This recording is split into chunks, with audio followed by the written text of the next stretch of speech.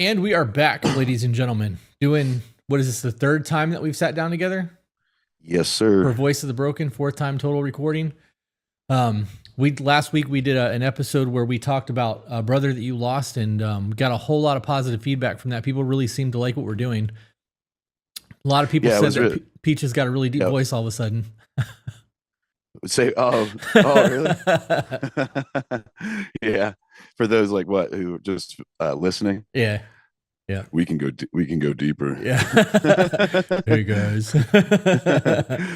Yeah. What's up, bumble bitches? Yeah. So today we're going to be reading emails again. We're going back to our normal format. This email that I've got pulled up is 6 pages and it's called Drugs, Cheating, and Lies.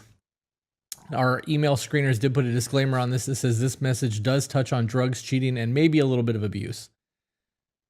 I don't know why they wrote maybe, because they obviously screened the email, so we'll see. Do you have anything you want to talk about before we just jump into this and start reading? No. I mean, I was going to ask you a question. Go ahead. So, did you have like a power song? You mean like something I would like deadlift to? No. Like mine's Simple Man. Okay. You know, that's because my dad used to always, he had a hard time saying like I love you because of his generation, but so he would communicate. His love language was here. Listen to this song, but the one that always stuck was Simple Man. And I wanted to know if you had a song that just hit you right in the heartstrings that you put on anytime that I need to cry. Or just like feel empowered, feel lifted up. I mean, my cry song is definitely not one that lifts me up, but I do have one. That's Blues Man by Hank Williams Jr. Yeah, I don't know. I'm mildly autistic, so I have a weird relationship with music. I can listen to almost anything that'll make me cry. I can I'm one of those guys that'll put on Phantom of the Opera before I squat. Like my music tastes are all over the place. Yeah. So. Yeah. All right, so this email starts off by saying, I want to start this email off by saying, I love listening to you. You have helped me realize many things in my life and my relationship, and I thank you for that. This email might be a little long. Keep doing what you're doing. I love you guys. Every time somebody says the email is going to be long, it's like 3 pages, 4 pages. We do have a guy in our Discord right now that just submitted an email that's 81 pages long, which will probably be like a 4-episode fucking thing. And that's even if Jenny gets the email shrunk down to like 60 pages, it's gonna be a lot. I've been really excited to read it though. I bet it starts at like Nom or something. Yeah, I mean he's in his 50s. Yeah. This dude says, I'm currently 26. This story is about when I was from 18 to 24. When I was 18, I was addicted to drugs. It started off with just simple weed and pills and then escalated to snorting meth. Excuse me. At the age of 19, I started to get clean. I was in a trade college. Around my last semester, I met a girl that I had gone to elementary school with. We started talking and hanging out, and eventually we started dating. It was great. Everything was going good. When we would go to see her grandparents, they would cook us some food, and my girlfriend at the time would bring me my plate and tea without even asking or me lifting a finger. I love that. That's the sign of a good woman. And I know that there's going to be people out there who listen and be like, oh, man can make his own fucking plate. There is something powerful about a woman bringing you your meal and being like, here you go, honey. I love that shit. My wife brings me my plate every day. Yeah, that's a good feeling. Yep. I had never had anyone do this for me. I thought she was perfect at the time. Close to 8 months into our relationship, she started to hint at marriage.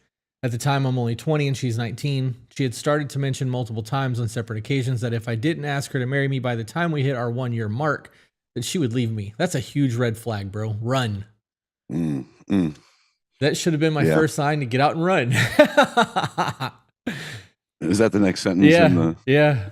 Oh, yeah. I thought that was you. Nope, that was... Hey, good on him. Yeah. Good on him. Says, but my head was still cloudy from all the drugs, and I was blinded by the way she was taking care of me. Before we move any further than that, we Peaches and I talk a lot on the To Be Better podcast about really taking your time during the courting phase. I don't even think you should live with somebody in the first year of getting to know them. Like, you guys really need to slow the fuck down. We have such a high divorce rate and like so many things go wrong in relationships so fast, especially early on, because from 18 to 25, you're a fucking kid still.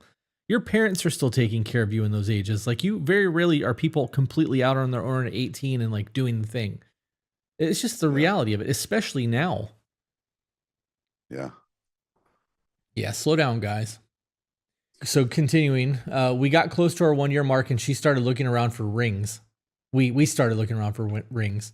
She found the one she wanted. It was a $5,000 ring set. I was working on the oil rig by this time with no kids and very little bills, so no problem making payments on a ring. I asked her to marry me the week we hit our 1 year anniversary. I thought everything was going to be perfect, but I didn't know what I was really in for on this long journey. Oil rig. So Yeah, he's probably gone for a little while at a time. yeah, a couple weeks Okay. a month. Yeah. Yeah. Yeah. By this Hmm. time, we were already living together in my parents' old house that they still had. So after a month or two of being engaged, we went to the courthouse and got married and had a ceremony a few months later. I should have listened to my best friend when he told me to run. I should have listened to him. He said it twice. He really should have listened, apparently. But nobody but our parents knew that we were already legally married. After we got married, stuff started to change. She no longer brought me my plate. She was always wanting me to buy more things. So I started to work construction, making $3,000 a week, and she started to blow money while we were traveling together, but I was young. Working construction, making $3,000 a week at like 20, 21 years old is insane. Yeah. Yeah. That's, I wonder if he's got a degree or CDL. Yeah, well, he said he went to a Votech, but that Yeah. He's puts you at got to, $156,000 a year at 20. Like that, I'm not saying he's lying, but I don't know many 20-year-olds who are making that kind of money.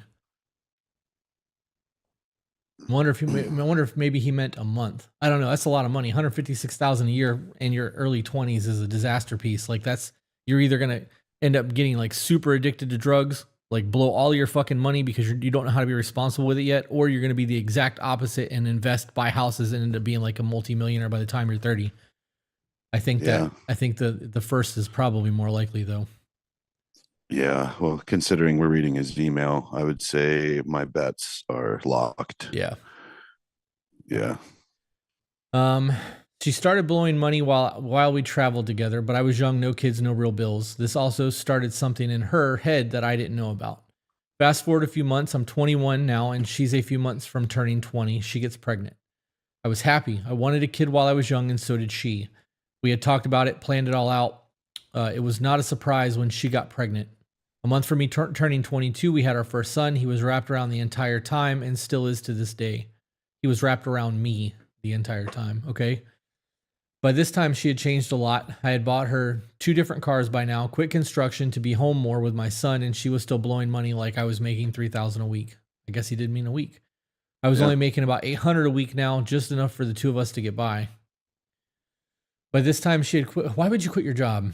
Like to go from 3,000 to 800 is such a huge fucking loss. Like, what does that 800 a week put you at before taxes? Like, that's not even 100 grand a year.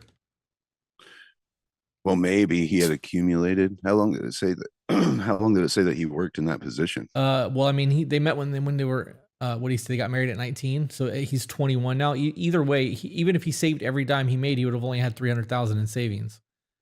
But he went from He did. 156,000 a year to 41,000 a year. You know, you just cut your income to a third. He did say he had no real bills to pay. Yeah, that's a lot. Yeah, but I mean, you know, he could have been longing to be home Well, because he's spending a tremendous amount of time away, and then thinking, you know, I got plenty of money saved, yeah. so maybe I'm going to take a little bit of a hiatus before going back to work. Yeah, I agree with You know? that. Nobody wants to work, dude. I mean, Yeah, if we could all just live the life that we dream of and not have to go anywhere to do it, not have to sell our time, nobody would go to work. We'd find things yeah, that we want to do that makes our life feel enriched, and we would just do them. But yeah. I mean, soon we'll have robots that take all of our jobs, and you know, we'll have nothing to do but pretty much sit around. But and Klaus Schwab, not everyone can be a robot polisher. yeah, well, we're not Yeah, gonna. If that happens, they're gonna have to create some sort of universal income because the world would not be sustainable at that point, and capitalism would crash because you have to make money in order to spend the money for these businesses to continue to be in business.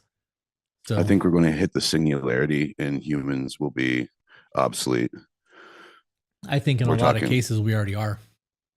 Mm, I don't want to get into that. I have an eye ceremony next weekend. Like, let's not do this right now. Yeah. All right. Yeah. All right. By this time, she had quit caring about me. Everything I did was never good enough. I was always in the wrong. She wanted me to do everything for and cater to her, but she didn't do the same for me. She had seen how close me and my younger brother were. We had grown closer after my drug addiction, and she didn't like that my attention was not fully 100% on her. I still Is made that his pause? Is that his first mention of drug addiction? No, he mentioned in the beginning that he was addicted to drugs and that he started out smoking weed, taking pills, and then moving to snorting meth. Oh damn! I must have? Was that at the very very beginning, like in his intro? Yeah. Yeah, it was at Oh, the very okay. beginning. Okay. I still made sure everything was taken care of and spent a lot of time with our son. Now, she had slowly started to push me out of the door. She was no longer the woman that I fell in love with at the beginning. She was now a money hungry person that only cared about herself. If I wasn't doing anything for her, she didn't like it. I used to draw a lot. It helped me with my drug cravings that I still had and helped me with my depression that I had. But anytime I would try to draw and get a little bit of peace, she would get mad at me or yell at me yell for me to get the baby. All the while, she is just sitting on the couch watching TV, not doing anything. She didn't want me to pause her show to tend. She didn't want to pause her show to tend to the baby. I almost felt like a single parent. I was no longer happy in my relationship. I felt like a slave. I had tried to leave, but she would always say that if I left, she would kill herself and guilt trip me into staying when I was unhappy. Dude, that if you leave, I'm gonna eliminate myself threat. I'm walking out the door. Yeah. I'm not going to ever be held captive by a threat. If you're gonna do that shit, whether I'm here or not, it's gonna happen. Like if you're that point of your life where you don't want to live anymore, me being here is not going to keep you here. Yeah. That is all I mean, 100% manipulation, in my opinion. yeah. I mean, being someone who's been to that level, you're relatively quiet most of the time. Mhm.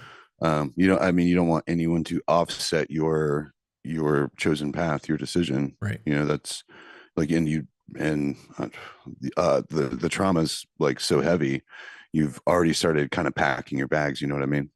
Yeah. Yeah. Peaches had a boyfriend once, way back in the day, that they were breaking up, and he sent her a bunch of photos of like self-harm, and they were little tiny scrapes. It looked like he was scratching himself to try to make himself bleed. And I was like, if I was you, I would have called a wellness check and been like, hey, my boyfriend's threatening to kill himself. He just sent me photos of self-harm marks, and I'm worried for his safety. And I fucking called the cops on him, dude. Like, get his ass Baker acted for a weekend. Let him see how he likes that shit. And I would do the same Yeah. thing here. The moment somebody is like, hey, you leave, I'm gonna kill myself. I'm be like, all right, cool. Hey, my wife or my woman is threatening to kill herself. I don't think that she's sane right now, and I'm fearing for her safety. That would have been Yeah. my out. She could have spent that Yeah. 72 hours. That'd have gave me a whole weekend to move my shit. Your camera just locked up. Yeah. And if they weren't serious, well, you're kind of glitching. There we Hold on a go. sec. Cody, are you? Either my Yeah. internet or yours. It looks like it's working Cody's now. fixing it. If somebody was making that type of empty threat too, and then you did in fact like say, hey, I had to, I was scared for you and your well-being, and then they're like, oh, I didn't really mean it, but they just spent like a couple days like in treatment. Yep. That's kind of a big, well, you'll probably never do that again, right? Yeah, right, Like that's right. probably something, and especially now because you look like you got a record of it, so they're going to take it even more seriously the next time you do it. Yeah. So that's probably the best thing you could do. Yeah, I agree. Definitely a Served you smart right. play. It's kind of petty, but Mhm. it's definitely a smart play. I think I don't do well with the manipulation shit. I don't do well with guilt trips, and I don't do well with people hanging shit over my head. So Yeah. anyways, back to this. It said, so I started to make myself happy. I started to cheat. At first, it was just talking and flirting with other women. Then it went into sexting other women. I always kept it all under the radar and made sure to delete everything before I got home. This went on for many months. We barely had sex because I didn't want anything to do with her. She was treating me like I was a slave, always belittling me, and when I didn't do anything right, talking to me like I was stupid all the time. A few months into me cheating, she got pregnant again. It was not planned. It was just something that happened. Our son wasn't even one yet. Then one night, I finally got caught cheating. I had forgotten to delete the text picture before I got home. She always was going through my phone when I was asleep because I always kept my phone on me 24/7, keeping it hidden from her view. This night I came home and showered after work and ended up falling asleep on the couch with my son. I was sound asleep with our son in my arms, and I woke up to being punched on the side of the head. Where she had hit me was only like an inch away from my son's head because he liked to put his head on my head to sleep. Hmm. When I stood up with my son in my arms, he was crying loudly. It took everything in me not to hit her back. I don't hit women. I wasn't that mad that she hit me. It was that fact that I had my son in my arms and she could have hit him, and he was only like 6 or 7 months old. I got to be honest. You should have hit her back. This whole idea of, and I'm not going to cut this out. The idea of a woman being able to physically assault a human being and get away with it simply because she has a vagina and we are the stronger species. If there was a very real threat of us being able to defend ourselves without being labeled a bad man, that being the weaker species shit, you guys would stop putting your fucking hands on us. And that's really what it comes down to. That whole it's not okay to hit your woman stigma needs to go away so that when you guys get out of line and decide you want to physically assault a man, we can fucking defend ourselves. You know, yeah, I've been clawed and punched and did cut with glass. You know, I've 100% had to stand like while I essentially had the ever living piss beat out of me. My first serious relationship in college, you know, got the dog shit knocked out of me. You know, and really all you can do is sit there. Yeah. You know, because in the event that you hit back, you go to jail. Yeah. Yeah. Yep. We read it. I read an email in the beginning of the Voice of the Broken, and I actually read it on the To Be Better podcast in the beginning of the podcast as well, from a guy that has become a close friend of mine that has he had 180 plus stitches from collarbone to collarbone. Because a woman who was way shorter than he is, he's like 6'7". She was like 5 foot tall, but she tried to cut him. And he stepped back just enough that she missed his throat and cut him from collarbone to collarbone. And that was the third time that she attacked him. And the first 2 times that the cops came out there, they laughed at him. It took his CO in the military seeing what was going on to get him out of that marriage and into a new area. Like it's wild to me that people don't think that women can abuse men. It fucking happens. Yeah.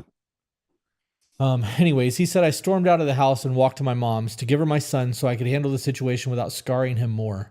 By the time I had gotten back, she had busted my phone and left in her car. I didn't know where she went, had no way of getting a hold of her because I didn't want to drag my mom or anyone else into this. I didn't ask them to call her.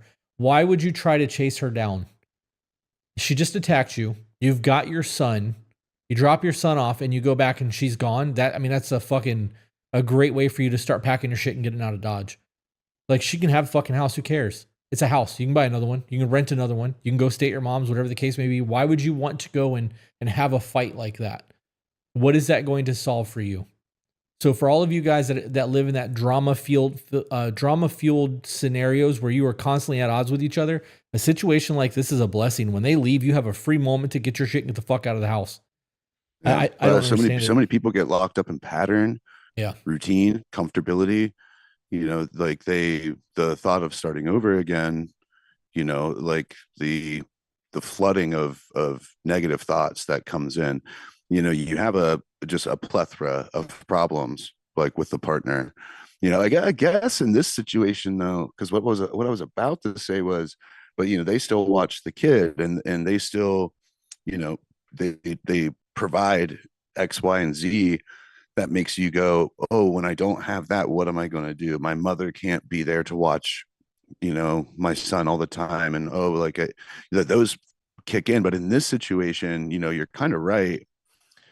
He was talking about how there is no kind of like reciprocity, you know, that's happening between him and her. Right. And that, you know, he has to get up because she doesn't want her shows to be interrupted. And, you know, so in this case, it's like, yeah, why would you? You know, the issue just took itself out and drove down the road. Yeah.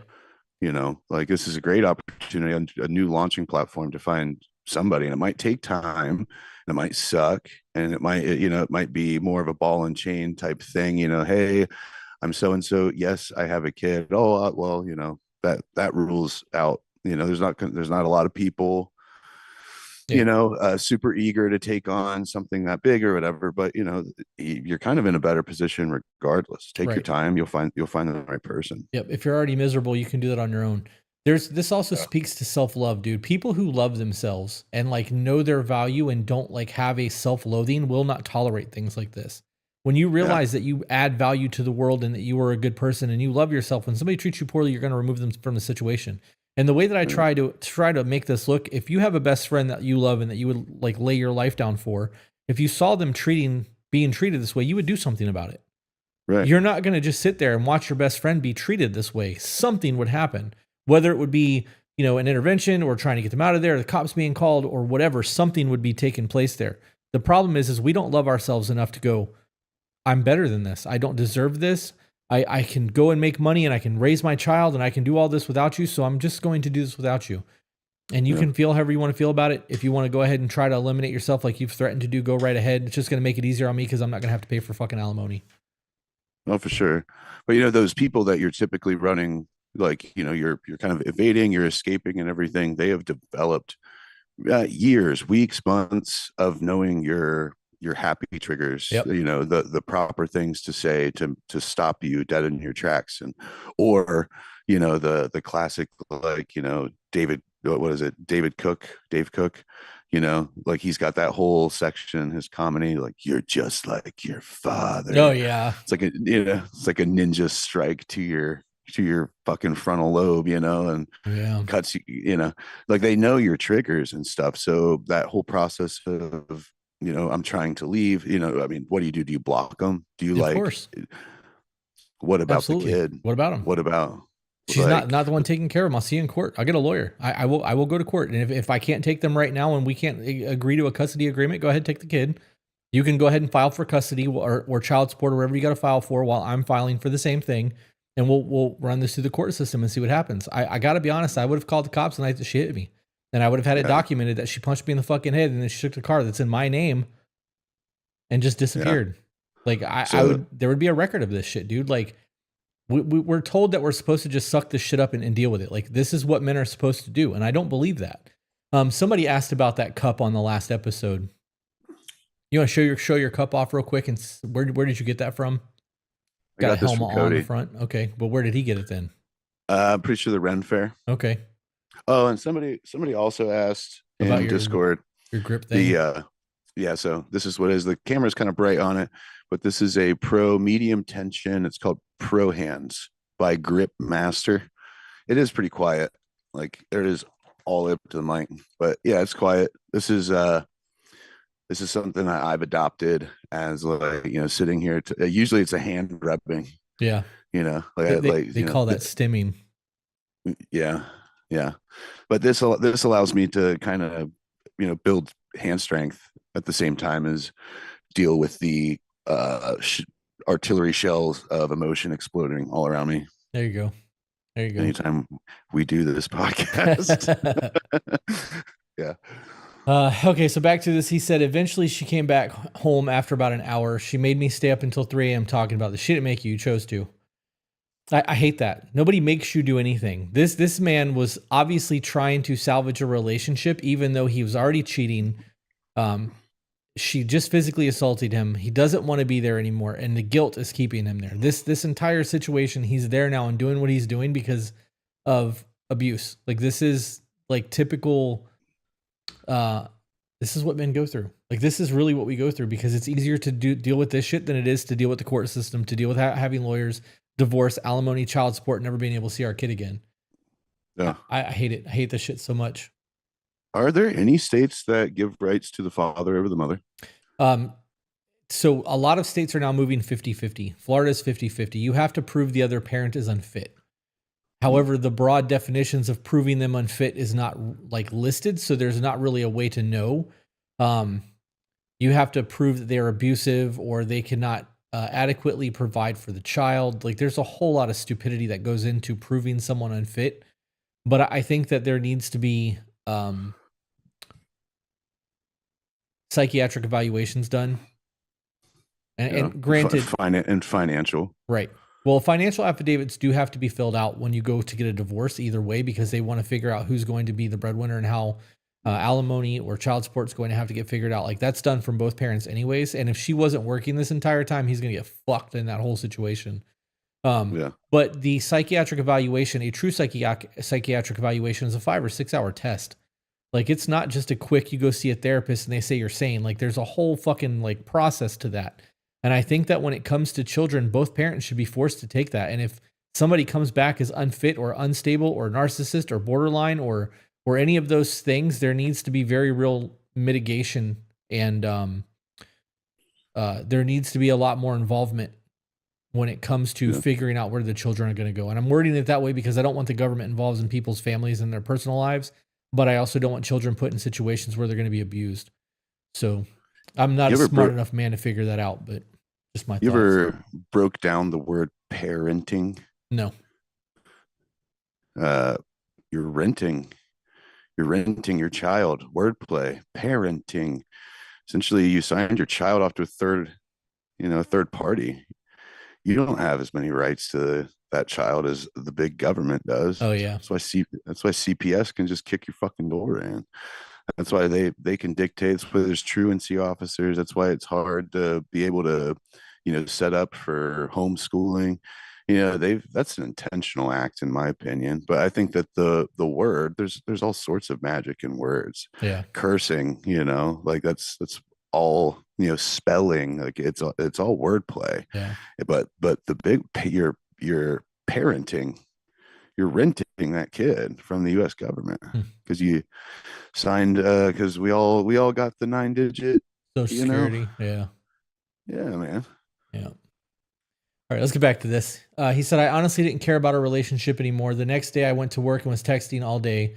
I had told her that I was no longer happy in our relationship. She had made promises to treat me better and to watch her spending so I wasn't under so much pressure.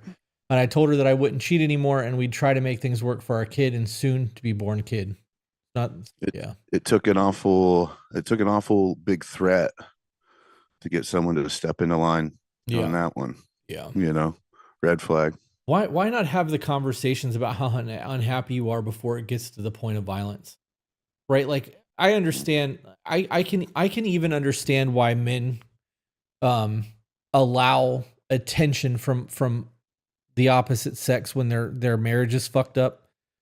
But why let it get to that point? If your marriage is starting to get fucked up and you're not happy in a relationship, the moment that you're not happy is when something needs to be stated.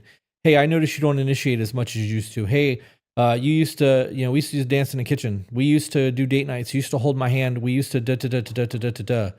Not, well, I guess we're not fucking tonight because she's not initiating, which, you're obviously not either in that situation, but you're not dancing in the kitchen anymore because you're both not dancing in the kitchen anymore. All these things have you involved in it, but you're blaming your person because you're not happy. Why not have that conversation before it gets to the point of cheating or getting punched in the head while you're holding your baby at nighttime? Yeah, no joke.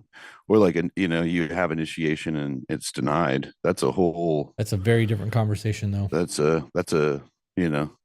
but if it's just two people sitting there not initiating and then fucking sitting there thinking like, oh, he never does it, or oh, she never does Right. it, that's kind of wild to me. Yeah. Well, we've talked to a bunch of therapists, and a lot of therapists will say that actually happens. And the reason that it happens is because men will try, and then we'll get I have a headache. I have cramps. I'm on my period, which the period thing is for at the end of sentences only. That shit doesn't matter to a lot of people, but I guess to some it does, whatever. But that whole situation, like if you try 3 or 4 times and every single time there's an excuse, eventually you're just going to be like, all right, well, they'll let me know when they're capable or ready to have sex. And then we just quit trying. And that shutdown is very real for a lot of people. It's more common than you would think. Rejection hurts, dude. People don't want to fucking, yeah, totally. Especially with the people that they claim to love. You know what I mean? Like that, having that just shut down shit sucks. You're at the construction site talking to the boys and you're like, my girl's been on her period for 14 years. Yeah. Yeah. The fuck? Yeah. All right. So moving on, he said, so we made our promises. I was working 10 hours away from home, making big money again because we had bought a trailer, only to coming home for a week after working for a month straight. The entire time I was working, she had gone back to blowing money and putting me down again. It was only a month after we made our promises to each other, so I was back at being unhappy again and being depressed. It was just the same old shit again. So I started to make myself happy again. Only this time I was 10 hours away from home and could get away with more. Started to sleep around with other women because I knew I couldn't get caught. Being hours away from home, while I was hours from home, I asked for a divorce because I was not happy and nothing had changed with her. She threatened to kill herself once again while she was pregnant with our daughter. So of course I stayed because I didn't want anything to happen to our daughter. Wellness check. I'm telling you So guys, yeah, yeah. when people make that threat, wellness check. What do you think about him doing the I want a divorce over the phone and not in person? Um, I gotta be honest, that whole everything needs to be in person thing died with me a long time ago. And it died with me a long time ago when I realized that most people don't have the um mental fortitude to have a honest conversation in person. We do 90% of our communication through text, emails, messengers. We rarely talk on the phone anymore. People don't know how to have like the social cues when having conversations. The part of our brain that has social cues in it is actually atrophied as a Mm, whole because we don't have those face-to-face reading body language, tone, inflection conversations. So at one point I would have been like, that's cowardly, knowing that he punched her she punched him in the fucking head, and that she's been threatening to kill herself and shit. And he's working 10 hours away and he's only home for a week, a month. And when he is at home and he's being abused, I gotta be honest, I would probably be like, hey, I'm gonna go ahead and file for divorce and I'm not coming home. yeah. I may have done it over the phone. I don't know if I'd have done it over a text message, but You know how I you, would have done it? by just serving the papers. Nah, carrier pigeon. It's like a fucking you roll that fucker out like a it's like the size of a Chinese fortune cookie. It's just like 12 foot long. Written in cursive so she struggles to read it. Yeah, just like fucking ancient looking like medieval writing. It's funny. You've been served. Yeah, I don't know. Yeah, I do think that's a good question, and I think that is a discussion that a lot of people should have. There are a lot of people out there who are like, you got to look me in my face and say that you don't want me anymore and all that shit. You don't have to do shit. That's a them want, not a you want. And if you're called a coward because that's the way you did it and that was easier for you and you're happy now, who gives a shit if they call you a coward? You were fucking miserable in your relationship. They didn't give a Yeah, shit about you anyways. You were being verbally abused. You were talked down upon. You were hit. I mean, at that point, why would you give a shit what that person thinks of you? yeah, Like, balls in your court at that point. That's where there's real power. If you're leaving, no matter what they say or do at that point, you're on your way to freedom.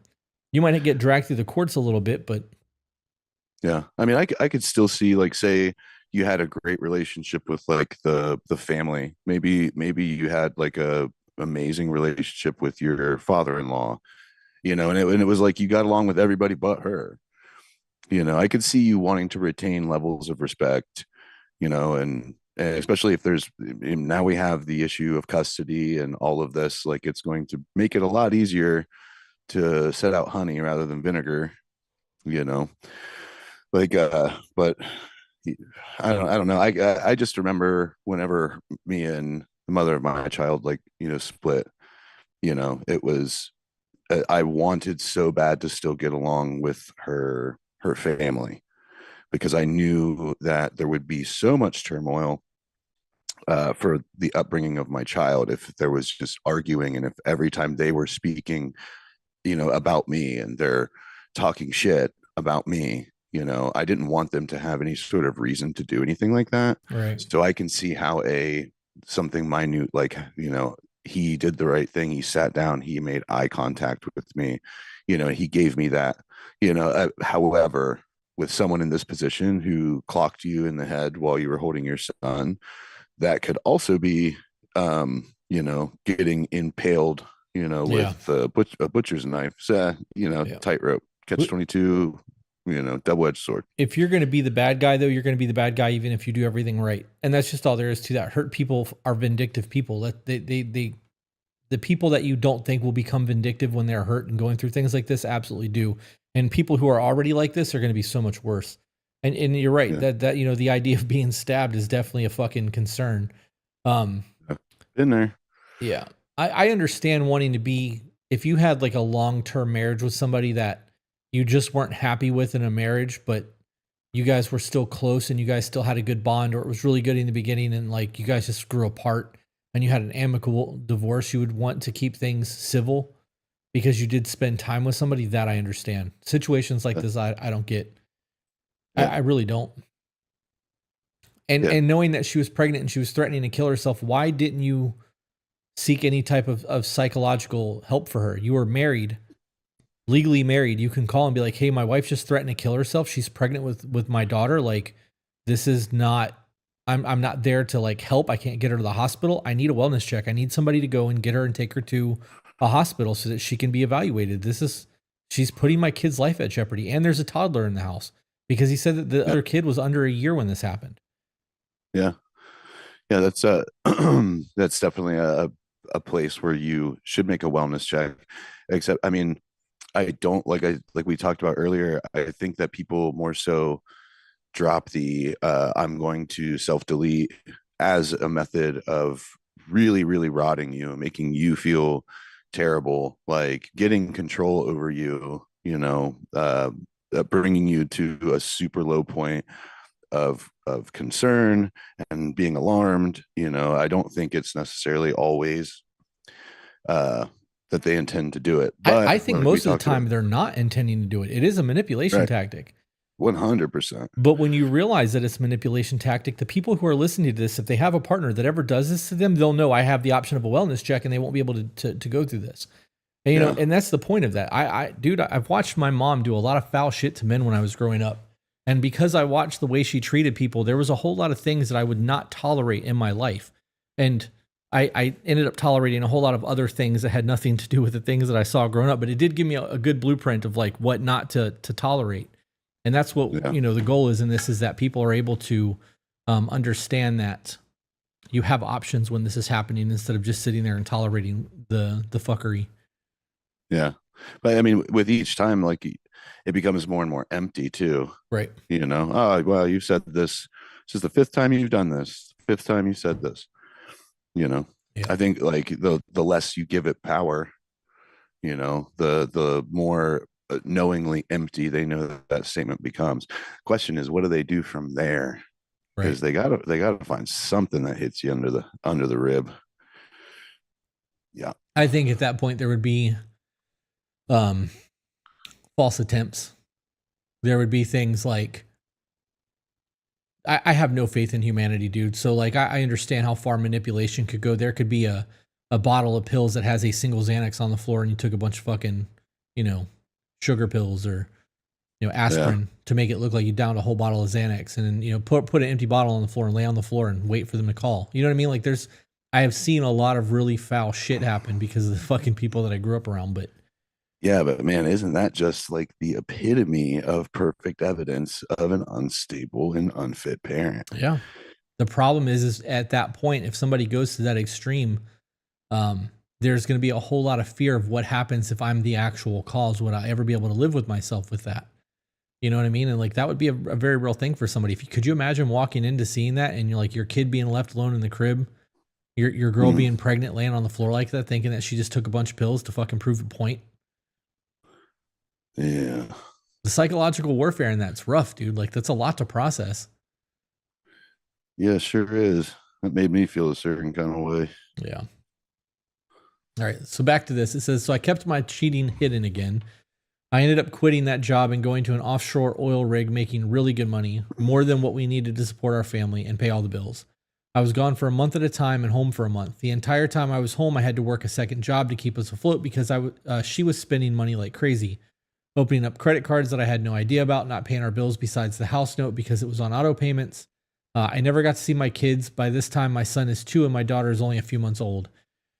She was still putting me down when I would come home from the rig. I would be up for 16 hours by the time I got home and wanted to take a nap.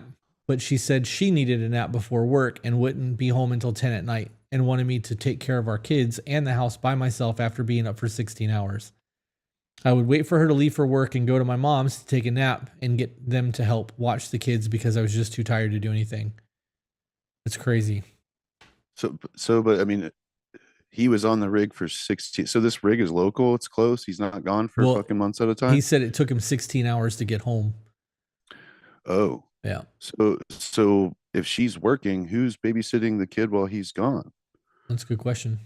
And why couldn't they, had continued to do what she had obviously had to have been doing while he was gone to allow accommodation for both people to get rest? Yeah, it's a good question.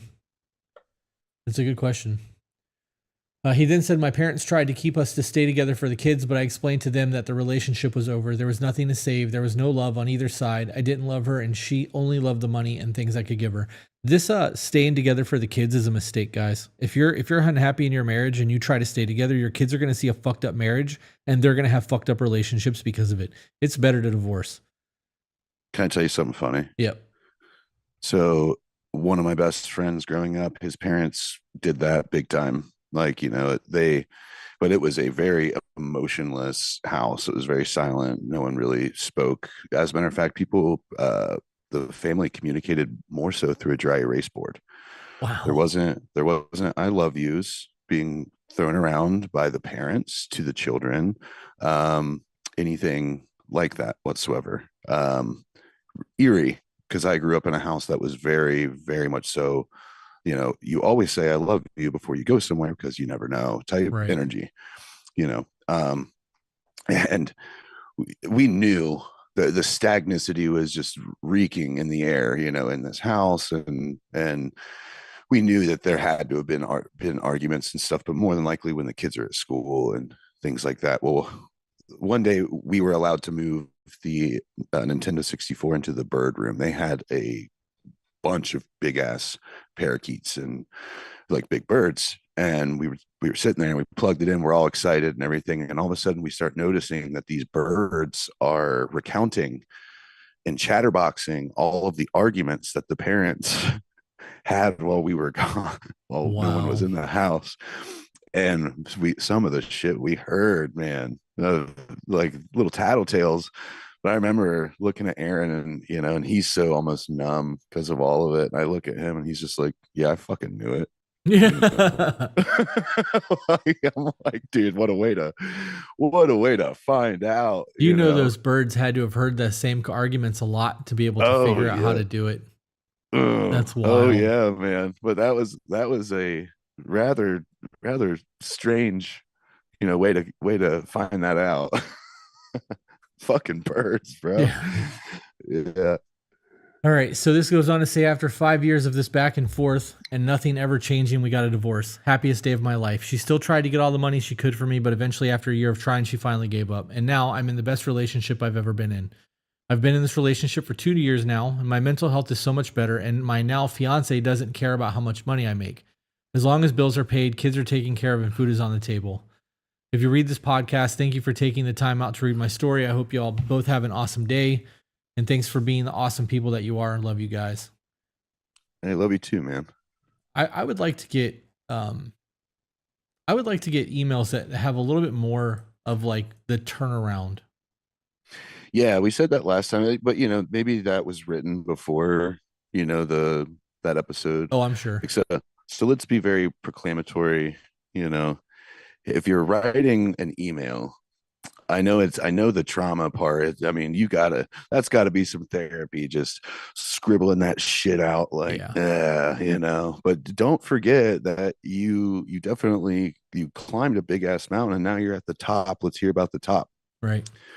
Let's hear about how you got there. Let's hear about what steps you took to get there. Let's hear more about the victory. Right. Well, You know? you also want to talk about, guys, when you write these emails, you want to talk about the things that you had to do to overcome those things. So like if the divorce process was a struggle, talk about the situation with the lawyer and the things that you had to go through to get on top of that, because not paying a shit ton of money in alimony and getting both, of your kids is a huge win. So like Right. those are things that our listeners want to listen to, because a lot of people are living in these situations. It's not just this is not just about getting it out. Right. Right. Yeah, yeah, for sure. And I mean, honestly, too, I think in hindsight, in retrospect, how long did he say that he's been with his new gal? 2 years. 2 years. So there has to have been 2 years now where you're working with the other parent, or that you are not working with the other parent. Let's hear about that too. Did you mend relationships? Did you guys realize that you didn't work together, but now this child keeps you in a good standing with one another? Is it still hell on earth?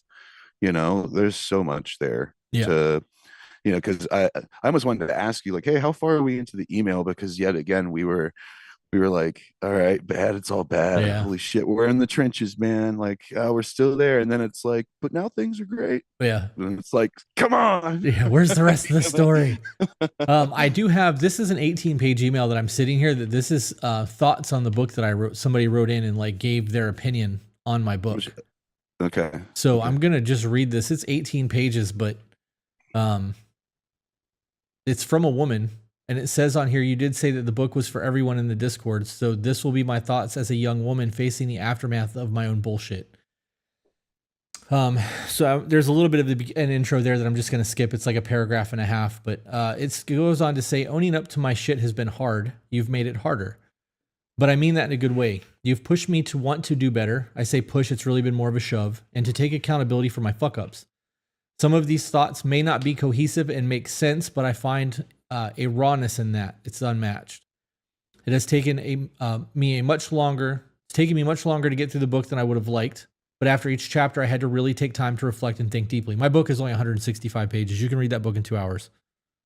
Yeah. Peaches actually read my entire book while I took a nap one day. So like, it's not a long book. It's like this big, a little tiny guy. But there's a lot of good information in there. So if you guys haven't bought my book yet, buy my book. So it's like a table topper.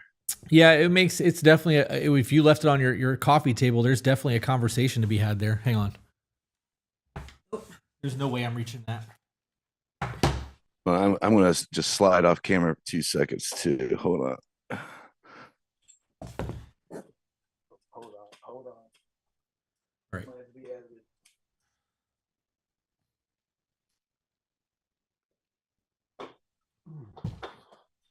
All right.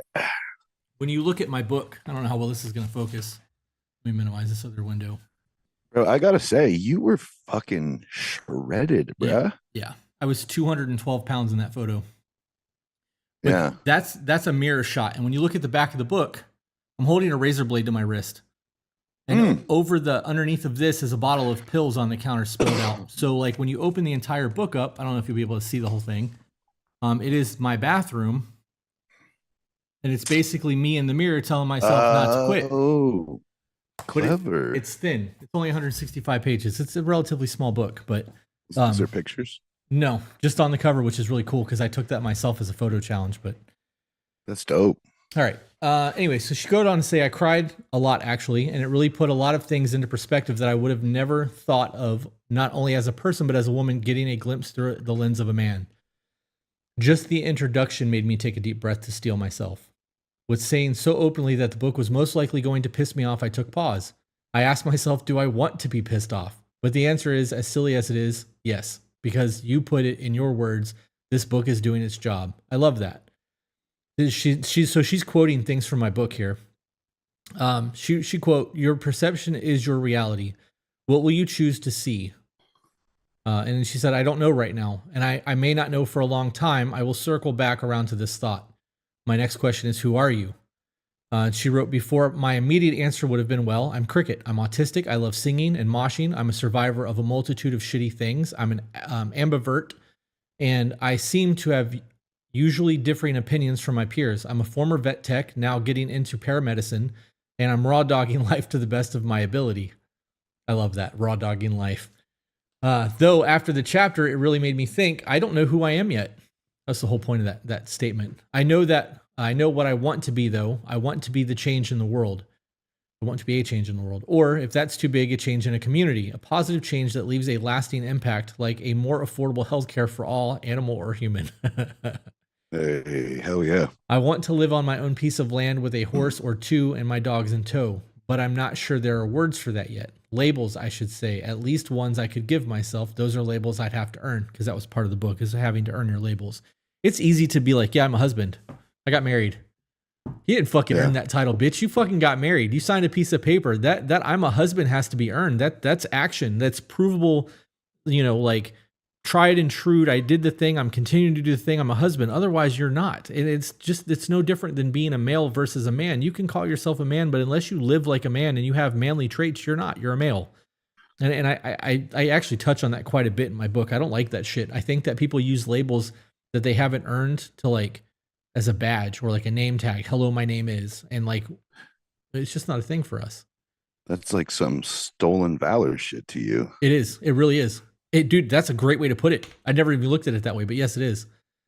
I do Yeah. view it that way. It bothers the shit out of me. She then quoted me, "It's one thing to talk, but can you truly be that motherfucker in life when it demands it?" She said, "Past me would have said yes, of course. The fuck? Question mark. Current me is shaking my head and sighing at past me. I am more resilient now than I ever have been in my life, but I know there are still some scenarios where I would fold instantly. I'm working on changing this, and I'm working on bearing the weight on my shoulders that is only mine and nobody else's to carry, because it is nobody else's responsibility to carry my shit for me. The pillar talk is resonating deeply, because I talk about being the pillar of your people. I think I'm still in my warrior phase. I'm still learning what it means to be human. I'm still learning to accept my mistakes, learn from them, take accountability, and not repeating them again. Little kid Cricket wished so badly to be an adult to take the world by storm, but little kid Cricket wasn't given the tools to do that. And now big kid me is relearning herself and defining what she wants to be and picking up those tools as she can. I say big kid because on paper I'm 22 years old as an adult, but I'm really the image that comes to mind when somebody asks, what is an adult? Fuck no. I haven't reached my own rite of passage yet. My time will come. She's really just fucking taking out little chapters and answering them, or little pieces. Yeah, that's rad. Yeah, I dig this. She said, if you're the problem, you're also the solution. Another quote from my book. Just the quote, that is all. I immediately printed it out on paper to add to my quote board. I love that. Next one she quoted was, I don't know what is next, but I'm ready for whatever it is. This has been one of the hardest challenges that I currently face, and the hurdle is much taller than some of the others because I hate not knowing. How can I be ready for what's to come? How can I prepare? What do I do? The answers are there. This is definitely mind over matter for me, and I'm aware of it. But in the moment when things happen or I'm spiraling, remembering that it is hard, especially when sometimes in my mind everything is blowing up and crashing and burning around me. Change is never going to be easy. It's just all there is to that. You are going to have to suffer to get to the place that you want to go. I actually touch on this in the book that I'm writing again, but it's just worded a little bit differently. I think in order for us to become a new versions of ourselves, we have to kill the person that we currently are. And I don't mean that in a literal sense, obviously, guys. I'm not talking about eliminating yourself, but like your personality traits, your behavioral traits, the learned reactions and triggers and traumas and all that shit has to go, where you will never move past who you currently are. And that's just all there is to that. Yeah. Reminds me of the end of Fight Club, except that's the literal sense. Yeah. Yeah. Yeah. Look, Tyler, my eyes are open. My favorite movie of all time. It's one of the greatest. Yeah. I keep seeing these like fan fiction AI made things where they're saying that a part 2 is coming out. And I know that Chuck wrote a part 2 of the book, but I don't think that we're going to see a part 2 of Fight Club. I think that needs to just be left alone and never remade, and just, it's perfect the way that it is, kind of thing. Polinook is the shit, man. But I think Edward Norton's on like some sort of hiatus. Is he? Like there was something about the Avengers shit where he was going to come in and do the Hulk, but he asked, I mean, don't quote me, this is allegedly, I guess.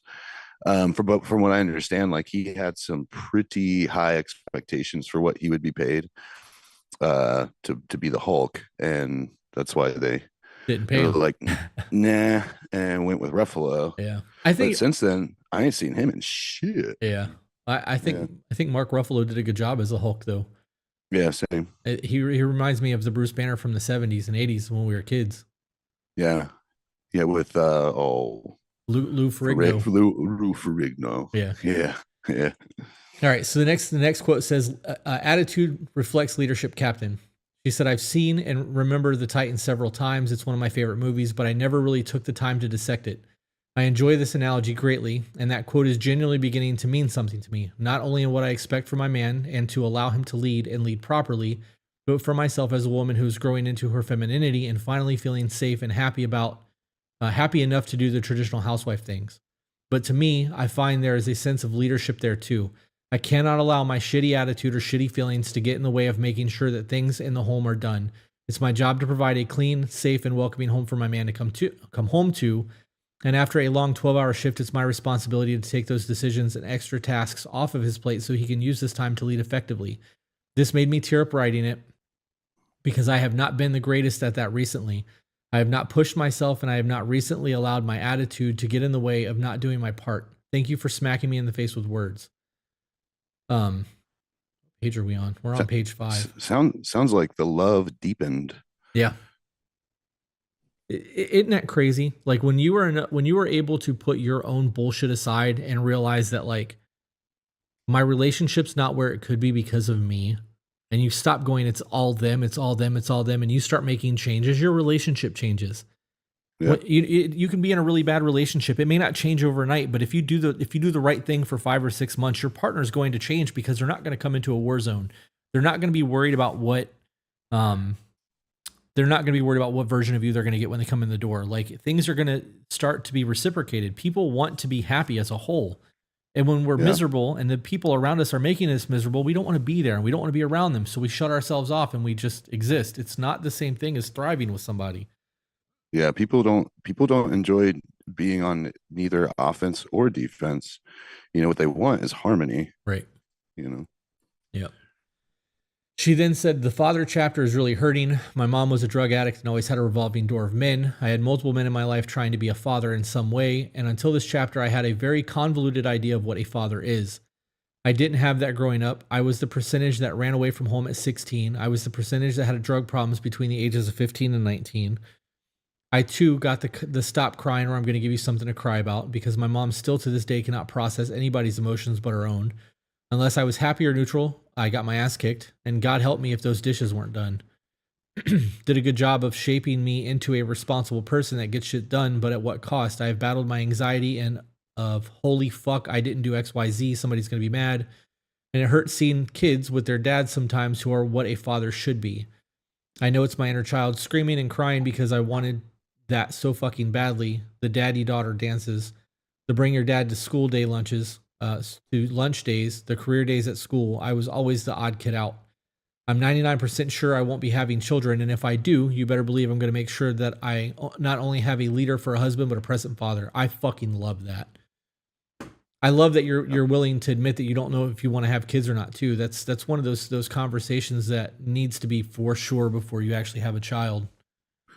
Yeah, especially being a woman who's comfortable. I mean, it's a lot like college for someone growing up. It's like there is a certain part of your biology that is like, oh no, I'm supposed to. I'm 100. But what do you mean? I'm a woman. Of course, I'm supposed to have kids Right. someday. To backtrack and be like, I don't know if I will because X, Y, Z, and certain factors and everything. That is sparing a potential hardship for a child growing up in ambiguity. Yep. Yes, it is. She then wrote on to say, I felt so seen in this chapter. I understand it was a guide for men to be better fathers and the beginning steps on how to do that. But reading the brief snippet about your own childhood was like watching flashbacks of my own in real time.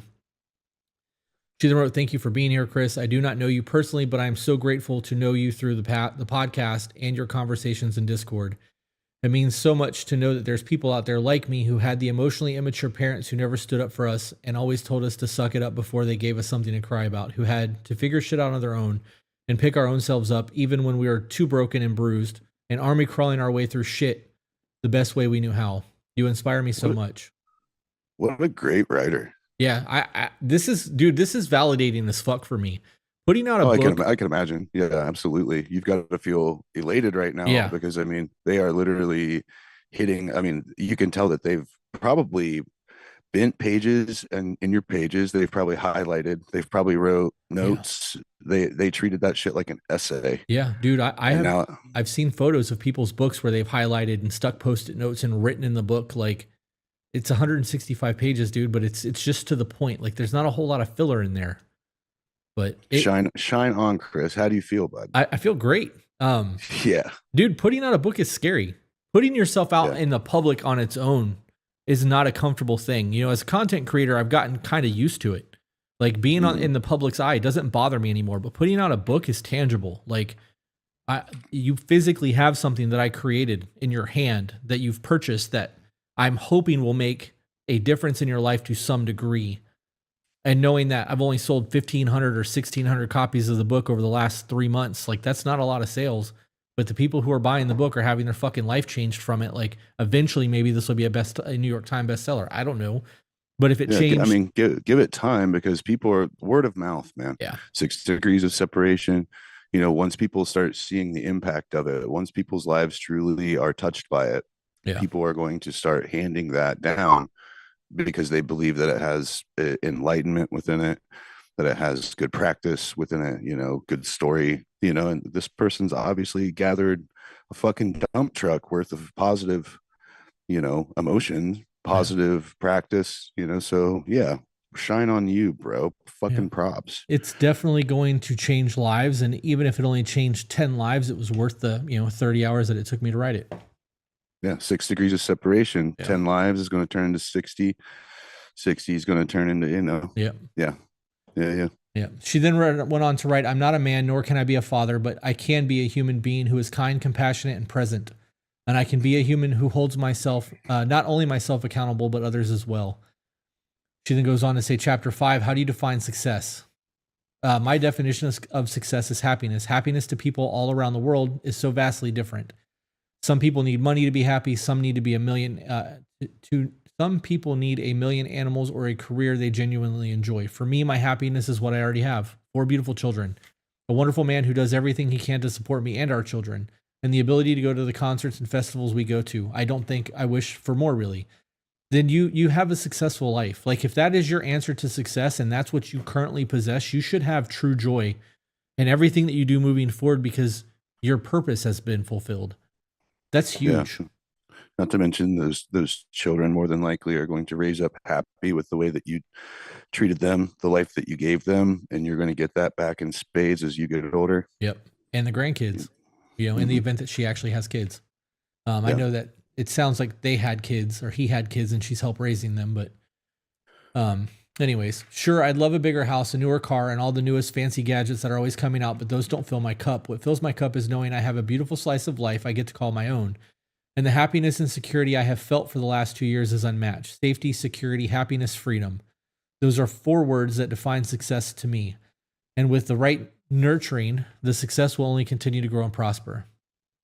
However, as I continue to read and read yet another snippet of your past life and you explaining your past cowardice and shortcomings, it put another factor into my perspective and raised another question to me. Am I okay with living the average yet happy life I currently have, or do I genuinely want more? The truth is, I really don't know. I'm comfortable where I am now because the last 2 years of my life have been the first years of stability I've ever had. I'm terrified to want more. I don't want to seem greedy or ungrateful. I'm afraid to lose what I have. I am definitely still a coward. I'm pushing myself, yes, with school, work, and house, to still maintain. But if it came down to it, would I survive if I added one more thing to my plate to add to the success I feel as though I already have? How much is too much? Do you think that's cowardice? If you feel like, so I touched on a lot of things in my book, and I got to be honest, I don't remember exactly what she's talking about here, but I do think that if you have an ambition to do something and you don't do it, it is cowardice. Yeah, I was going to say, because it doesn't sound like what she's describing, going to school and reaching out further, is anything to do with cowardice. It sounds like ambition. Okay, well, she said, I'm afraid to lose what I have. I'm definitely still a coward. So this is, she said that in the last 2 years of my life, it's been the first years of stability I've ever had. This is complacency. When we get to the point where we have just enough, like let's say your goal is to make $100,000 a year and you finally hit that goal and you're living very comfortable. Most people never make it past that 6-figure mark because they get enough of comfort and they're able to just sustain that life for them and they quit. Whereas people who are highly motivated and understand that money is a tool or a resource that can be made and lost, and it is just something that you utilize to get to the next phase in your life, you take bigger risks. So you're not as cowardly with the things that you do, and you're willing to put yourselves out there. Have you ever heard somebody say they got so afraid they froze? Like something scared them and they couldn't fucking move. Like we get that way with decision making or taking a new venture, and I do view that as cowardice. So like, and to answer your question in that scenario, yes. That's why it's never mentioned in the fight, flight, and then freeze. Yeah, it's fight, flight, freeze, and fawn are the 4 of the nervous system. But you always just hear fight or flight. Yeah. No one really ever talks about the freeze and fawn. Fawn. Yeah, like you fawn over somebody. All 4 of those are trauma responses in a situation where you are unsafe. You will fight, you will run, You will freeze up and not know what to do and just, lock in position, or you will fawn over whatever it is that's coming at you to try to get them to calm down. Yeah, there's a whole lot of psychology behind all of that. Literally didn't know that those last two were part of it. Yeah. Yeah. So she said, the protecting your own peace line has been something I've been struggling with up until this point in my life, and I have realized that it's not hard to protect my peace, but it's a lonely road. And for the longest time, I allowed energy vampires and selfish, entitled self-gainers to be around me. And it took me way too long to realize that they were fucking up my life in a way that I didn't realize until the blinders came off, and until a stint in rehab made me realize I didn't want to live that way anymore. Peach mentioned in a recent vlog that outside human interaction filled her cup, and I'm the same way. But not only is it making friends as an adult already hard as it is, it's even harder finding people to allow you to enter your circle who have the same mindset. Not necessarily the same goals, but the same mindset of protecting their peace and doing what is necessary for them to reach their goals, and align their actions with the way that I want to live my life. I don't want to have someone around that poisons the well, as you put it, about the men that you once knew that unfortunately ended his life at 22 years old. That ended his life. 22 years old isn't old in any sense of the word, but I find myself telling my man constantly I'm too old for childish bullshit, because I am. I have spent far too long allowing people to walk all over me, giving handouts to those who were less than deserving, and putting myself in too many positions where I had to ask for help with the inability to give anything in return. I used to hate the world and hate my life because I definitely was one of those people who told myself all the time I didn't ask to be made, or this isn't fair. But what was I doing to fix it? Up until the last 2 years, absolutely nothing. And up until finding the podcast, I was just winging it in hopes that shit was working. Now I realize that while it may have been working, there was still so much that I could be doing, and I'm implementing more into my life to further grow and further better myself. This is another example of what success looks like to me. Realizing my shortcomings and doing whatever it takes to fix it and get back on track to reach my goals. No matter how much it hurts, no matter how much it breaks me, it has to be done. What are you going to fix it? ? Well, damn. If you would have asked me 3 years ago, I'd have told you that I had no idea. 4 years ago, and I would have told anybody who asked to fuck off and mind their business. Back then, I didn't have anything to lose. At least that's what I thought, but I did have something. And in fact, I did lose it myself. Damn, that's a fucking line right there. Holy shit. Yeah. That's heavy. Yeah, back then I didn't have anything to lose. At least that's what I thought, but I did have something, and I did in fact lose it myself. Dude, props to the writing in this, man. Yeah, that's huge. Wow, that there's been a few times that I felt kind of suplexed by the heavy complication and thoughts that just like a short sentence like that is brought into my head. Yeah. Yeah. She wrote, I was a certified complainer, barely scraping by in a narcissistic abusive relationship and not doing anything to help myself or to try to get out of it for years. I settled and told myself, well, this is my life now. Can't do anything about it. I don't exactly remember what made me actually get out and leave, but I do remember waking up one day and saying out loud, I don't want to do this anymore. And man, that shit was one of the hardest things that I've ever done. And part of me wishes I found the podcast then, even if it didn't exist at the time of all of this happening. That growth was messy and nasty, and it did, in fact, drag me kicking and screaming. I was the most alone I'd ever been, but I somehow managed to get myself my first apartment that was solely mine. I got a dog, something to take care of other than myself, something that gave me a reason to keep going, even if not just for me. That was 3 years ago now. That first year was bad, but also good. I needed it. I needed to suffer in a sense. I couldn't think of another word here, but I don't think suffer is exactly what I'm going for. It fits. Yeah. There's a bit of honor that comes out of the other side of suffrage, knowing that you didn't quit. Like you get to victory, you get to learn who you are in hardships. You overcome obstacles now so that when they are presented to you in the future, you have a pathway through them and you know how to overcome the obstacles instead of fucking going hard again. You know what I mean? Yeah. I think that was a good term. I needed to hurt and break and feel and reflect on my fuck ups and really gain a sense of where I wanted to go. And in the last 2 years after the first year, absolute gold. I found my calling, healthcare. At first it was vet med, but now it's being a paramedic.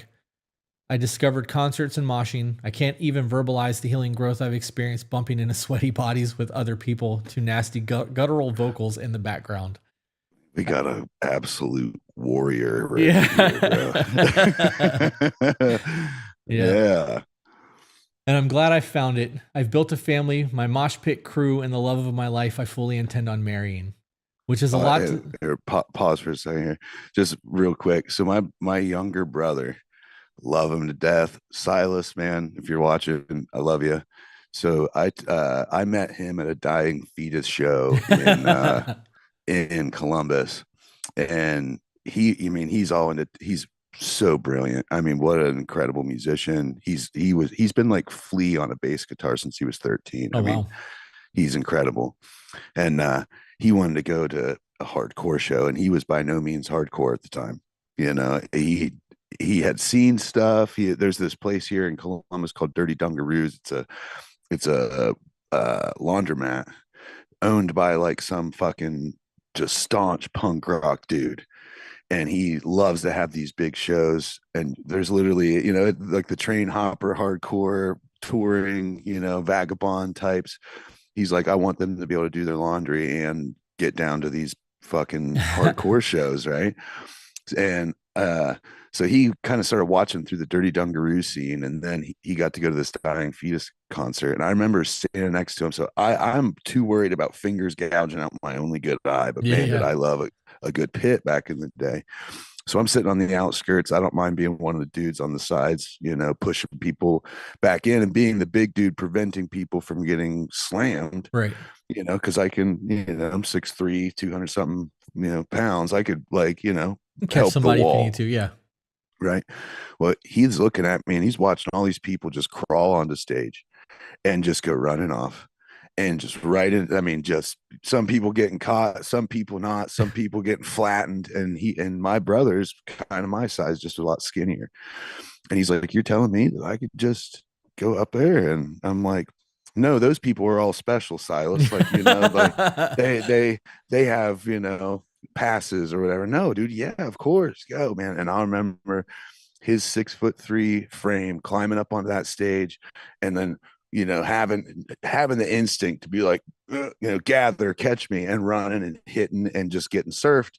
And then I watch him just repeat, repeat, and I'm like, what is happening here? And the birth of my like kind of passive, meek, mouse like brother turning hardcore right before my eyes, man. Now I swear, it used to be like he'd be like, "Have you heard this like really good Miles Davis song? Listen to the bass line of this." Now he's showing me shit I can't understand the fucking words to save my You're getting old, life, man. dude. Like, but I love it though. I love it. There's nothing like a good mosh pit. There's nothing like that good brethren. People, as long as you're following all the rules, because there are rules to mosh pits, y'all. As long as you're following the rules, man. So this lady getting in that and getting sweaty and probably getting broke, scratched, black eyes, goosebumps. Fuck yeah, girl. That that's what's up. Yeah. My first two concerts were Pantera from the Cowboys from Ooh, Hell tour and Cannibal Corpse. how close were you? I was in it. Ooh, I was in it. I lost one of my boots at one of those shows. Like I remember like being bloodied and walking home with a boot on and one not. Like, I have no idea what happened to my fucking shoe, dude. Like, just hopping. yeah, it was wild. Yeah. All right, going back to the email, she said, which is a lot to say because I was against marriage my entire life, especially growing up with a mom who couldn't hold down a relationship to save her life. So what am I doing about it now? Well, my life is pretty simple. Orange Theory workout twice a week. At home, yoga Pilates 4 times a week. Training with the dogs, private nanny, and as a job while doing school at night and repeat. With, of course, concerts and festivals in between. I definitely could be doing more, but I haven't figured out what more I want yet. That's okay. You're 22. You're not Yeah, and, expected to and know this yet. and not to mention too that am I going to? Oh, sorry. Am I going to have kids? Like, am I going to be the mother? Well, if she's getting kids anyway, Yeah. she's nannying. So how cool. Yeah. That's great. That might help her build her opinion too. Of being a You mom. know, yeah, Yeah. of whether or not she wants to be a mom. She said, but for now I'm content, not satisfied, but I don't, not satisfied, I don't think, but definitely content. Defining what I want when I already feel like I have enough is hard, but to be better. That's the whole point, right? Because even if things are good now, they could always be better. Yes, they could. Yes, they could. Core values, that was another chapter in my book. She said, man, I didn't even think about that. I had to read yours a couple of times to get any sense of what a core value is. Respect, no lying, transparentness, and willingness are mine. I'm sure there are more that I haven't. I'm sure there are more that I have that I'm just not thinking of, or that I have and just can't find a word to. I'm a pretty simple person to please. Just don't be an asshole. Don't lie to me and don't victimize yourself to me. I love that. I love that a lot. I fucking hate the victim mentality so much. She said, because I'm going to be the first person to tell you you're fucking up, which is why I'm horrible at advice and why I'm not very liked. I hate sugar coated and I hate when people sugarcoat shit to me. Just tell me how it is. I'm a big girl and I can take it. Well, if she's given that, I would argue that she's probably giving some fundamentally solid advice. Right. I agree with that. Yeah. She said, my non-negotiables are pretty much the same as my core values.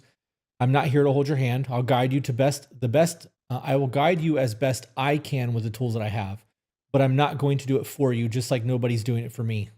Love that. Nobody is entitled to my time except for my man and my animals. I fucking love that too. And nobody's going to treat me however they want to, period. Fucking stand your ground. You created a absolute beast. She's actually in Peach's top tier women's group. So she's doing a lot to change her life, whether she realizes it or not. She's fucking doing the work. She wrote, over time, I know these will change and vary slightly, but I have finally grown a backbone and I intend to keep it. This goes along with protecting my peace. If my values and non-negotiables are being encroached on or threatened, then so is my peace. And whoever is doing it has lost their ability to be in my life. Being in anybody's life to me is a privilege that is earned, not a right, and it can be easily taken away. Man, I fucking love that.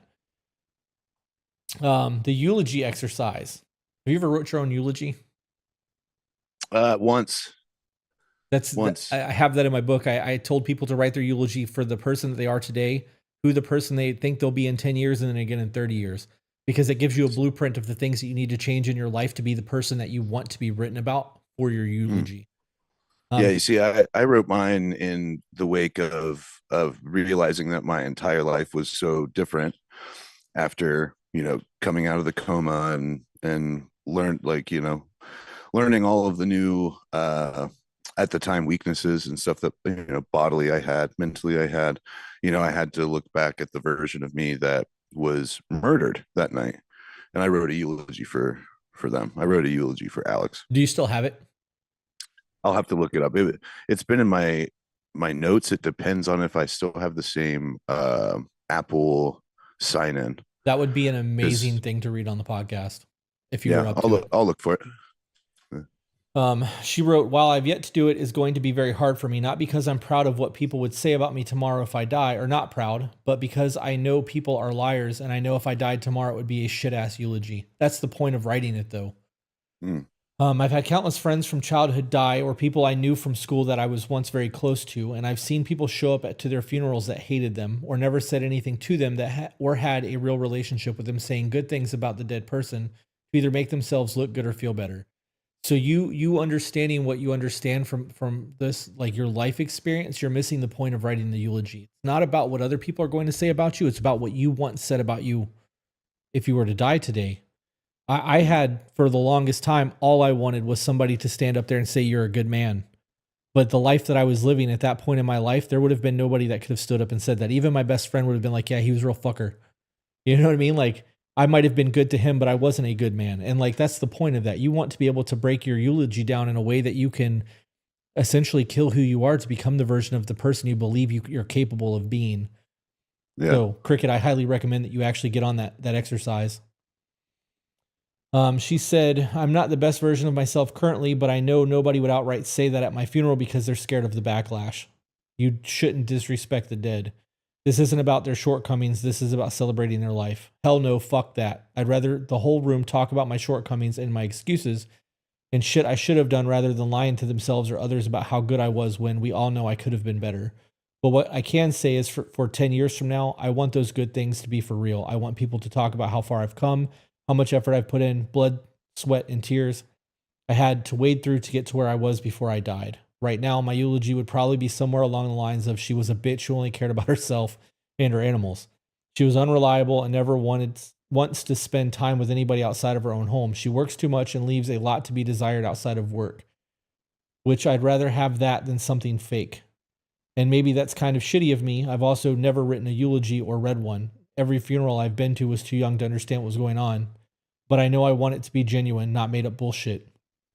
I want people to say, man, I wish I had more time with her before she went. So you understand the assignment. The first eulogy that you write's not going to be pretty. It's going to be pretty fucking ugly. And it's going to make you feel like shit. But do it anyways, because it gives you a roadmap of who you want to be. You understand the assignment. I don't understand why you haven't done it yet. You're obviously very articulate. I would go as far as to say that you're an intelligent person the way that you're writing all this shit out. You should fucking write your eulogy. Maybe it's so hard to put onto paper because of like, what you'll see. This person obviously is very, very good at writing.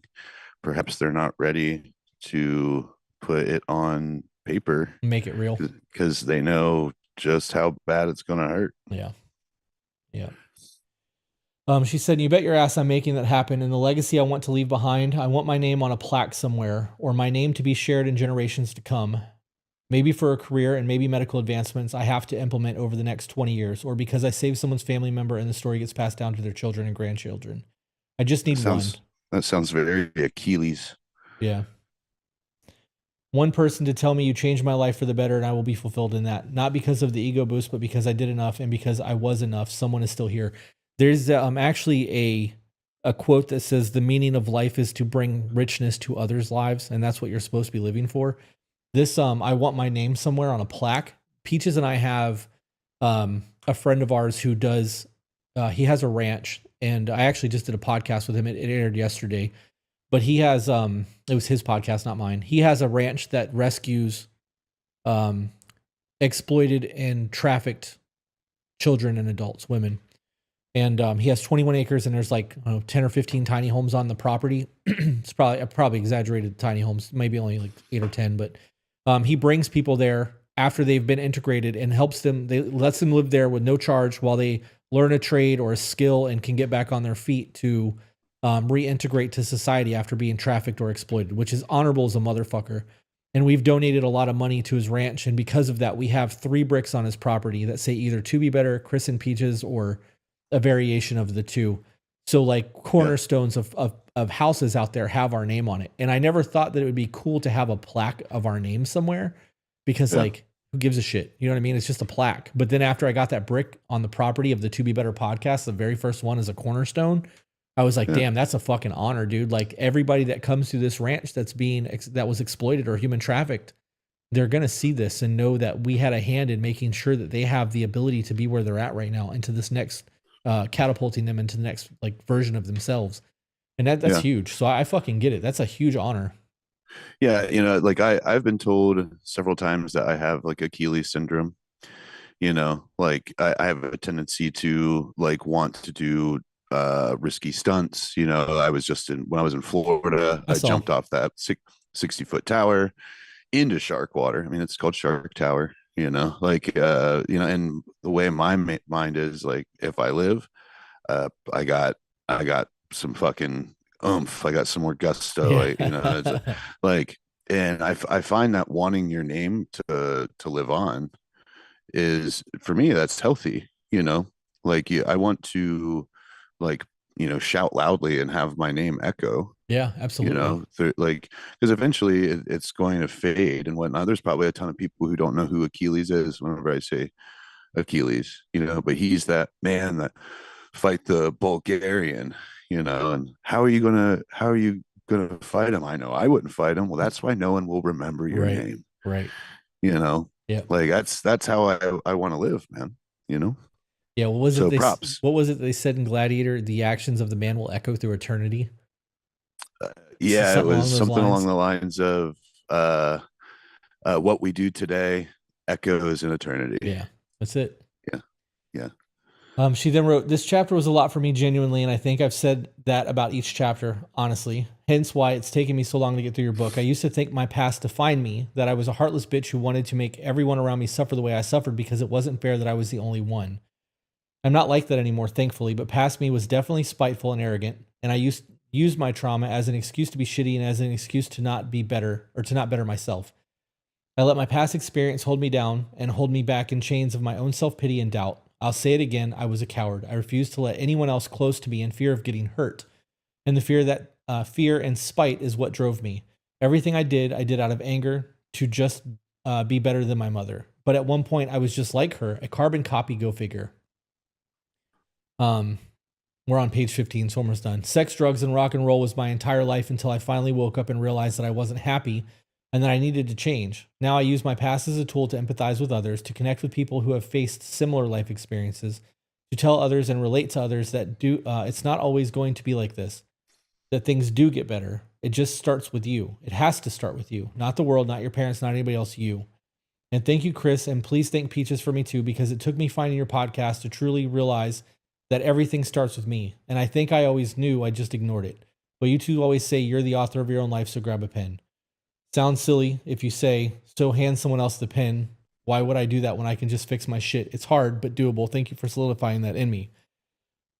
This email is already long, but I did say in the beginning that I would circle back around to the thought of what I wanted to be perceived as my reality now that I finished the book. I'm not a bad person. Masterful writing, man. Yeah.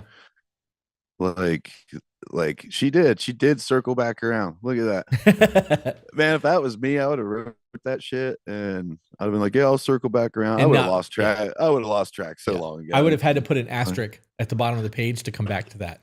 Yeah. Yep. No, mine would be like a bird's eye, like from music. Like, oh, supposed to go back. Yeah. She said, I am not a bad person, and that is what I'm choosing to see. I'm not a bad person because of my past. I'm not a bad person because I'm not currently where I want to be in my life. I'm not a bad person because I'm a recovered addict, 4 years sober from Adderall. I'm not a bad person from wanting more.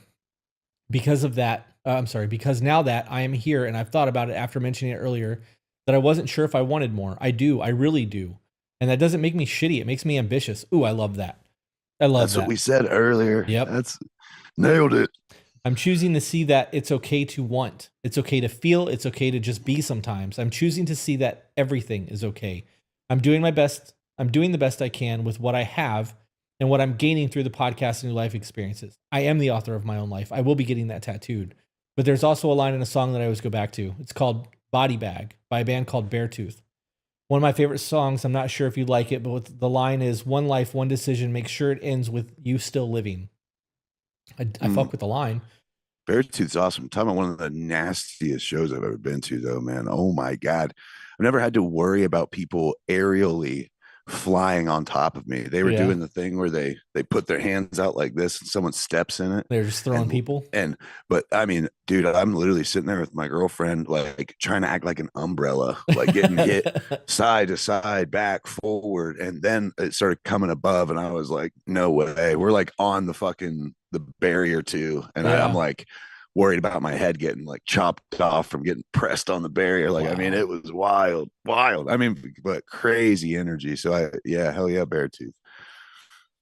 She said, if you listen to the song, please let me know what you think of it. Because when I think of you and Peaches, your and Peaches catchphrase, I'm always reminded of that song because it's true. As I finish up this email with tears in my eyes, I just want you to know, Chris, that you're changing lives. You're going to get, you are giving everyone who sees the podcast, reads your book, new perspectives, new ideas, new ways to see the world around them. Thank you for reading this. Thank you for everything that you do. When I found the podcast, I was lost. Sure, I was working and maintaining the best I could, but there was always something missing. And I realized that what was missing was guidance, because in my opinion, you can only figure out so much on your own before asking for help. So thank you, not only for helping me, but helping so many others. I don't know how else to explain or describe the improvement in my life has had since finding the podcast. But just know that in the 4 months I've been watching y'all's content, in the month and a half that I've been part of the Discord community, I've never felt more seen. I've never felt less alone. With so much gratitude, your friendly neighborhood cricket. Yep. It's got to hit you right in the boo-boo. Yeah, it does. A little bit. Try not to cry. I could see it. Dude, I fucking, we started the podcast as a joke, right? Peaches and I were making TikToks. And when people because we were both speaking on relationships, when people found out that we were together because I walked behind one of her TikToks, people were like, oh my God, you guys are together. I fucking knew it. And like, there was a whole lot of shit and people were like, you guys should do a live stream and take questions. And we did a live stream and there was like 7 people that watched. And then we did another one and it was like 12 people. And then Somebody in the thing, somebody actually emailed us and was like, hey, if you guys ever want to do a podcast, I own a podcast studio in Orlando. You guys can come up one day a month and record, and I'll do all your editing, blah, blah, blah, blah, blah. His name was Jeremy. And I was like, dude, I appreciate that, but I have everything I need to do a podcast in the event that I actually want to do that. Like I owned a photography business for a while. I can just go. And we talked about it on the car one day on our way to a garden. And we were like, we could actually start like coaching people who are having relationship problems because we know all this shit. And I was like, let's just do a podcast. We had these conversations and we decided to do the podcast, and we did the podcast, and we created our Patreon. And I remember being like, man, could you imagine if we had 10 patrons? Like how cool that would be to make like an extra $100 a month to just make podcast content. Cause all I'm doing is having a conversation with my wife, dude. Like that's easy. Yeah. I could do that all day long. And now we have over 1,000 people on our Discord. Like, and this is year 3 of us recording and doing all of this. I never would have imagined that this would have done what it's doing, because it started off as just like people asked like, you should create a podcast. And we're like, okay, we'll do that. It was kind of we thought it was going to be a flop, dude. We had no idea this was going to actually take off. None. Yeah. And it's growing, man. There's a lot of people in my area, man, who, that don't follow me like on social media or, like whatever, but they follow you guys. And I've gotten now as like 5 or 6 high school friends, like, people just like coming out of the, out of the grapevine, or the woodworks. Or the woodwork. Yeah. Who are just like, bro, I just saw you on the To Be Better podcast channel. Like, and I'm like, yeah, I'm a co-host on there now. They're like, what the fuck? It's like, wild, right? Like mind blown, you know? And and I'm like, yeah, man, I get along. How long has this been going on? I'm like, not long. We're like, man, you guys seem like so it's been pretty wild, and as time goes on, because like when you first had me on, there wasn't hardly any time to go through and watch a lot of the videos. Yeah. And stuff. So now that, I'm doing that, I'm putting it in my headphones, and that's what's allowing these episodes and stuff to go a little smoother and stuff, is that I'm kind of, vicariously, picking up on a lot of like your beliefs and stuff, because they're well put, they're well spoken, obviously like well thought, and they're demonstrated. Yeah. And knowing that the success and stuff that you've had isn't just some rolling of a die, like, wow, it worked, it was a good idea, and it was backed with discipline, and it showed fruitfulness. So of course anybody looking in is going to be like, this guy's worth listening to, his wife worth listening to, and you guys, like, you guys grunt it out when you need to grunt it out, and then when you can't keep your hands off of each other, you don't. You guys are the fucking epitome of a great relationship. Yeah. So of course it's going to work. But this book, however, I'm still trying to get my way through this fucking ceremony. I'm now I'm like an hour and 20 in. So you're still on her side of things. Yeah. But I am. I'd like to read your book. And I'll buy it. I can send you one. I have a bunch of them sent at the house. God, that's so sweet of you. Just I'll even sign it for you. I'll draw a penis on the back of it. I figure. But notice I didn't expect it though. I appreciate that. Appreciate that. Yeah. Nor would I. But it'd be nice because that gives insight. Seeing as how much it kind of altered this person's state of mind in a positive way. And which props. I hope that we're friends on Discord. If you're remaining anonymous, like, great or whatever, but I hope to see you in the Discord. Yeah. I would like to hear more about you and just your opinions. You're a great writer. You're someone that's definitely awesome to listen to. But hearing how this has kind of revolutionized their life, their frame of thinking, it's given them like quite a bit. I would like to read that book. And the great part is it's 164 pages. 165. Yeah, it's not long. The book is maybe a half inch thick. You could read this just taking a shit and have it done in a week.